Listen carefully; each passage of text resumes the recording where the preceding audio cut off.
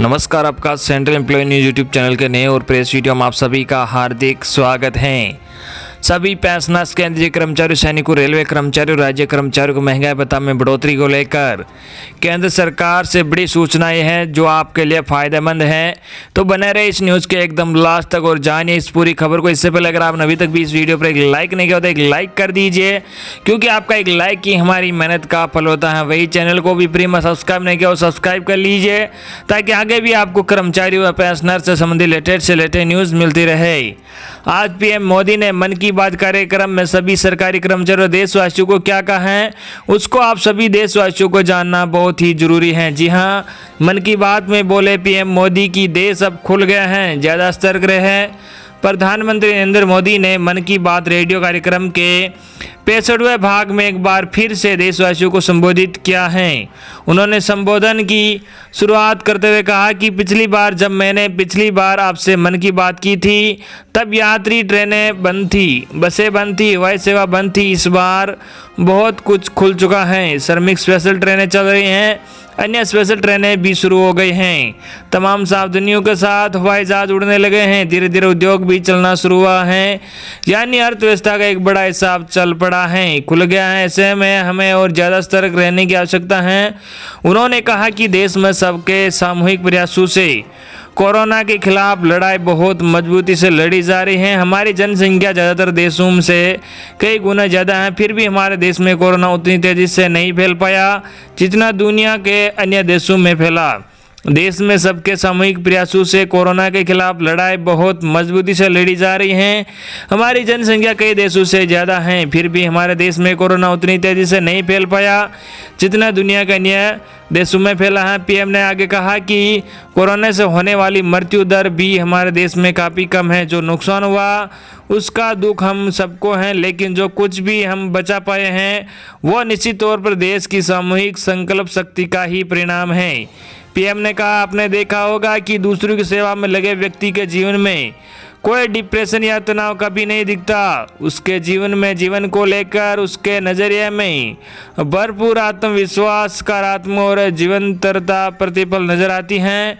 PM ने कहा, साथियों, हमारे डॉक्टर्स, नर्सिंग स्टाफ, सफाई कर्मी, पुलिसकर्मी, मीडिया के साथी, ये सब जो सेवा कर रहे हैं उसकी चर्चा मैंने कई बार की है। सेवा में अपना सब कुछ समर्पित कर देने वाले लोगों की संख्या अनगिनत है। ऐसे ही एक सज्जन तमिलनाडु के सी मोहन मुदेर में एक सैलून चलाते हैं। उन्होंने अपनी सेहंती की कमाई से बेटी की पढ़ाई के लिए 5 लाख रुपए बचाए थे, लेकिन इन दिनों उन्होंने अपनी सारी जमा पूंजी देश की सेवा के लिए खर्च कर दी है। देश के सभी इलाकों से ह्यूमन सेल्फ हेल्प ग्रुप के परिश्रम की भी अनगिनत कहानियां इन दिनों हमारे सामने आ रही हैं। गाँवों कस्बों में हमारी बहनें बेटियां हर दिन मास्क बना रहे हैं। तमाम सामाजिक संस्थाएं भी इस काम में उनका सहयोग कर रहे हैं। साथियों, ऐसे कितने ही उदाहरण हैं हर दिन दिखाए और सुनाए पड़ रहे हैं। कितने ही लोग खुद भी मुझे नमो ऐप और अन्य माध्यमों के जरिए अपने प्रयासों के बारे में बता रहे हैं। मेरे प्यारे देशवासियों, एक और बात जो मेरे मन को छू गई वो है संकट की इस घड़ी में इनोवेशन। गांवों से लेकर शहरों तक, छोटे व्यापारियों से स्टार्टअप तक, हमारी लैब्स कोरोना लड़ाई में नए नए तरीके ईजाद कर रहे हैं, नए आविष्कार कर रहे हैं। मैं सोशल मीडिया में कई तस्वीरें देख रहा था। कई दुकानदारों ने 2 गज की कीमी दूरी के लिए दुकान में बड़े पाइपलाइन लगा दिए हैं। एक छोर से वो ऊपर से सामान डालते हैं और दूसरी छोर से ग्राहक अपना सामान ले लेते हैं। किसी भी परिस्थिति को बदलने के लिए इच्छा शक्ति के साथ ही बहुत कुछ इनोवेशन पर भी निर्भर करता है। हजारों साल की मानव जाति की यात्रा लगातार इनोवेशन से ही इतने आधुनिक दौर में पहुंची है। हमारे देश में भी कोई वर्ग ऐसा नहीं है जो कठिनाई में न हो, परेशानी में न हो। इस संकट की सबसे बड़ी चोट अगर किसी पर पड़ी है तो वह हमारे गरीब, मजदूर, श्रमिक वर्ग पर पड़ी है। उनकी तकलीफ, उनका दर्द, उन पीड़ा शब्दों में नहीं कही जा सकती हैं। इस दौरान पढ़ाई के क्षेत्र में भी कई अलग अलग इनोवेशन शिक्षकों और छात्रों ने मिलकर किए हैं। ऑनलाइन क्लासेज और वीडियो क्लासेज, उसको भी अलग अलग तरीकों से इनोवेट किया जा रहा है। कोरोना की वैक्सीन पर हमारी लैब्स में जो काम हो रहा है उस पर तो दुनिया भर की नज़र है और हम सब की आशा भी है कि किसी भी परिस्थितियों को बदलने के लिए इच्छा शक्ति के साथ ही बहुत कुछ इनोवेशन पर भी निर्भर करता है। साथियों, कोरोना एक ऐसी आपदा जिसका पूरी दुनिया के पास कोई इलाज नहीं है, पहले का अनुभव नहीं है। ऐसे में नई चुनौतियां, परेशानियां हम अनुभव कर रहे हैं। ये दुनिया का हर देश में हो रहा है, इसलिए भारत भी इससे अछूता नहीं है। हमारे रेलवे के साथी दिन रात लगे हुए हैं। केंद्र, राज्य, स्थानीय स्वराज की संस्थाएं दिन रात मेहनत कर रहे हैं। जिस प्रकार रेलवे के कर्मचारी आज जुटे हुए हैं, वे भी एक प्रकार से अग्रिम पंक्ति में खड़े कोरोना वॉरियर्स ही हैं। लाखों श्रमिकों को ट्रेनों, बसों से सुरक्षित ले जाना, उनके खाने पीने की चिंता करना, हर जिले में क्वारंटीन केंद्रों की व्यवस्था, सभी की टेस्टिंग, चेकअप, उपचार की व्यवस्था, ये सब काम लगातार चल रहे हैं और बड़ी मात्रा में चल रहे हैं। साथियों, जो दृश्य आज हम देख रहे हैं, इससे देश को अतीत में जो कुछ हुआ है उसके अवलोकन और भविष्य के लिए सीखने का अवसर भी मिला है। आज हमारे श्रमिकों की पीड़ा में देश की पूर्वी हिस्से की पीड़ा को देख सकते हैं।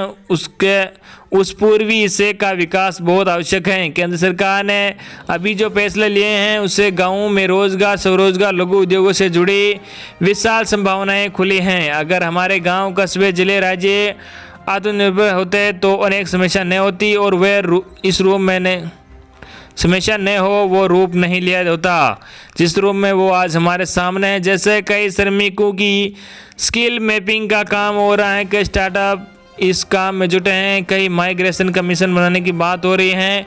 मुझे पूरा भरोसा है आत्मनिर्भर भारत अभियान इस दशक में देश को नई ऊंचाई पर ले जाएगा। कोरोना संकट के इस दौर में मेरी विश्व के अनेक नेताओं से बातचीत हुई है, लेकिन मैं एक राज बताना चाहूँगा कि विश्व के अनेक नेताओं में इन दिनों बहुत ज़्यादा दिलचस्पी लोग और आयुर्वेद के संबंध में होती हैं। हर जगह लोगों ने योग और उनके साथ साथ आयुर्वेद के बारे में और ज़्यादा जानना चाहें। कितने ही लोग जिन्होंने कभी योग नहीं किया वे भी ऑनलाइन योग क्लासेस से जुड़ गए हैं या ऑनलाइन वीडियो के माध्यम से भी योग सीख रहे हैं। कोरोना संकट के समय में योग आज इसलिए भी ज़्यादा अहम है क्योंकि वह वायरस हमारे स्वास्थ्य तंत्र को सबसे अधिक प्रभावित करता है। योग में तो स्वास्थ्य तंत्र को मजबूत करने वाले कई तरह के प्राणायाम हैं। ये टाइम टेस्टेड तकनीक हैं।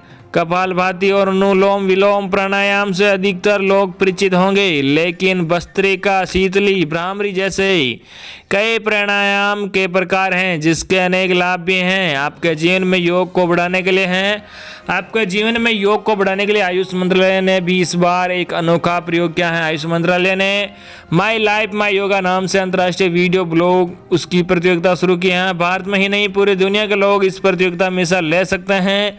इसमें हिस्सा लेने वाले के लिए आपको अपना 3 मिनट का वीडियो बना करके अपलोड करना होगा। इस वीडियो में आप जो योग या आसन करते हो वो करते हुए दिखाना है और योग से आपके जीवन में जो बदलाव आया है उसके बारे में भी बताना है। आयुष मंत्रालय ने भी इस बार एक अनोखा प्रयोग किया है। मेरा आपसे अनुरोध है कि आप सभी इस प्रतियोगिता में अंतर्राष्ट्रीय योग दिवस में आप हिस्सेदार बनिए। हमारे देश में करोड़ गरीब दशकों से एक बहुत ही बड़ी चिंता में रह आए हैं। अगर बीमार पड़ गए हो तो क्या होगा, इस तकलीफ को समझते हुए इस चिंता को दूर करने के लिए ही करीब 1.5 साल पहले आयुष्मान भारत योजना की शुरू की गई थी। कुछ ही दिन पहले आयुष्मान भारत के लाभार्थियों की संख्या 1 करोड़ के पार हो गई है। 1 करोड़ से ज़्यादा मरीज, मतलब नॉर्वे जैसा देश, सिंगापुर जैसा देश, उसकी जो कुल संख्या है उसके 2 गुना लोगों की मुफ्त में इलाज दिया गया है। आयुष्मान भारत योजना के 1 करोड़ लाभार्थियों में से करीब 80% लाभार्थी ग्रामीण इलाके के हैं। इसमें से करीब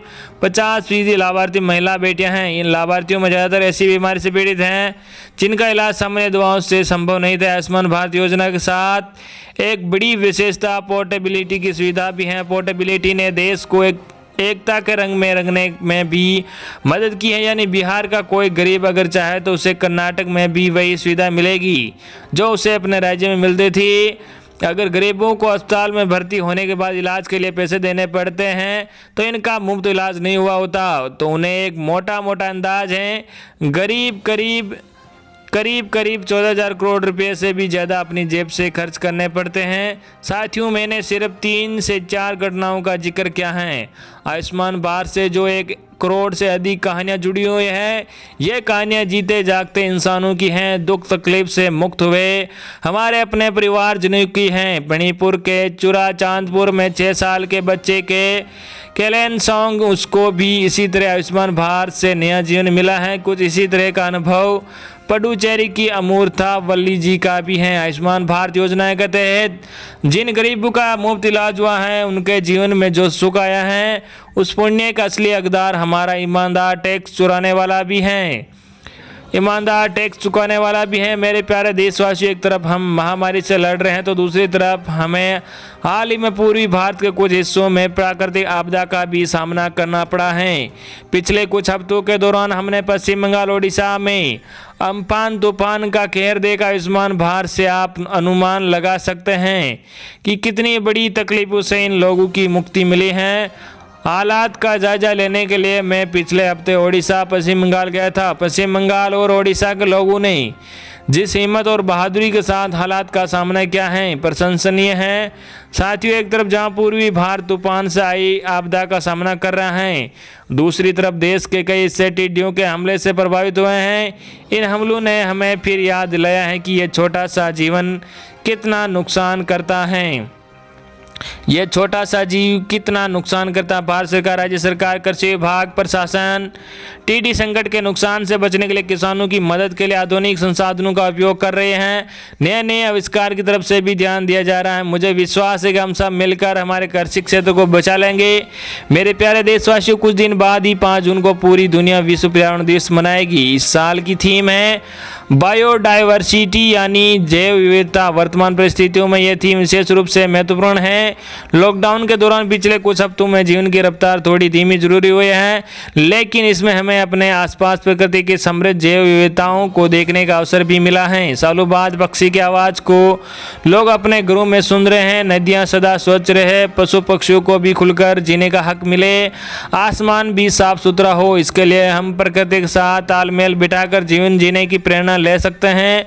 मेरे प्यारे देशवासियों, हम बार बार सुनते हैं जल है तो जीवन है, जल है तो कल है, लेकिन जल के साथ हमारी जिम्मेदारी भी है कि हमें बारिश की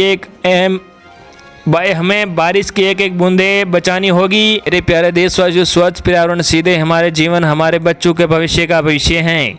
इसलिए हमें व्यक्तिगत स्तर पर भी इसकी चिंता करनी होगी।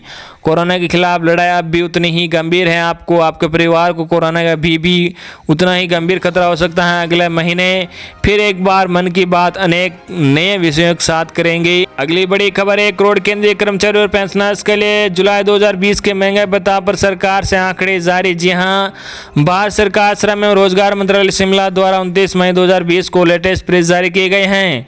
औद्योगिक श्रमों के लिए अखिल भारतीय मूल्य सूचकांक ने अप्रैल 2020 के महंगाई भत्ता के आंकड़े जारी कर दिया है। आपको बता दें कि इन आंकड़ों से आपके महंगाई भत्ते की गणना की जाती है, चाहे वे केंद्रीय कर्मचारी हो, राज्य कर्मचारी हो या पेंशनभोगी, सभी के उपभोक्ता मूल्य सूचकांक के आधार पर महंगाई भत्ते की गणना होती है। अप्रैल 2020 का औद्योगिक श्रमों के लिए अखिल भारतीय मूल्य सूचकांक 3 अंक बढ़कर 329 अंक पर पहुंच गया। सूचकांक में मार्च 2020 से अप्रैल के बीच प्लस 0.92% की वृद्धि रही है, जो पिछले वर्ष में इन्हीं 2 महीनों के बीच 0.97% की वृद्धि रही थी। इस बार सूचकांक वृद्धि का अधिकतम योगदान खाद्य समूह का राज्य ने कुल बदलाव को 2.43% से प्रभावित किया है। 33 केंद्रों के सूचकांक अखिल भारत सूचकांक से ऊपर तथा 44 केंद्रों के सूचकांक राष्ट्रीय औसत से नीचे रहा है।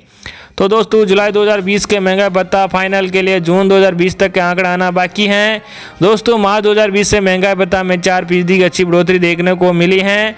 अप्रैल तक के आंकड़ों से महंगाई भत्ता 23.92% तक पहुंच गया है। अभी तो 2 महीनों का आंकड़े आना बाकी हैं। तो इसी प्रकार रहा तो इस बार जुलाई 2020 में भी 3 से 4% की बढ़ोतरी देखने को मिल सकती है। अगर दोस्तों डीए वृद्धि से रोक हट जाती हैं तो जुलाई तक आपका महंगाई भत्ता 24 से 25% तक पहुँच जाएगा। तो ये थी आज की हमारी जानकारी। आई होप कि आपको आज की हमारी जानकारी पसंद आई होगी। धन्यवाद।